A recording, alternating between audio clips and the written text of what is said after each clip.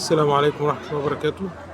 الفيديو ده يا جماعة بعمله بعد ماتش الأهلي وسيراميكا، وبصراحة الواحد قرفان قرف، يعني خسارة إن الواحد يتابع الكرة المصرية. أقسم بالله أنا لو ما شفتش كده في حياتي، يعني ده لو تحيز لديانة أو وطن مش هيبقى بالطريقة دي.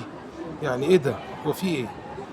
بلنين في بلن، ونرجع نتكلم ويقول لك دول فرقة بطولات، وانتوا بتعلقوا الشماعة وبتعلقوا الدولاب وبتعلقوا الرف، وحاجة بصراحة يعني منتهى المسخرة وقلة الأدب. حتى الراجل الظالم ما رجعش للفار، حتى الفار ما رجعش ليه. كورتين بلينين في بلين. نفتكر بقى ماتش الأهلي، اللعيب كان حاطط إيده في صدره، بتحسب بلين بمكسب للأهلي.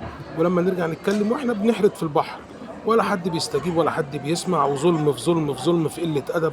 حاجة بقت حقيرة ومستفزة. الواحد حب يعني يوصفها هيطلع من بقه ألفاظ ما الواحد ما بيحبش يقولها، ألفاظ ملهاش أي 30 لازمة.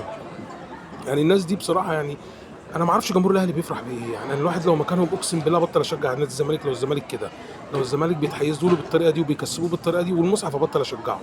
يعني ناس كسفوا على دمكم بقى، كسفوا على دمكم. منظومه كامله من اول وزير الشباب والرياضه، الاتحاد الكره، منظومه النادي الاهلي نفسها بجماهيره. انا ما اعرفش انتوا ازاي بتتقبلوا الكلام ده وبتتبسطوا بيه وبتفرحوا وبترقصوا وبتتنططوا وبتدافعوا عن الباطل.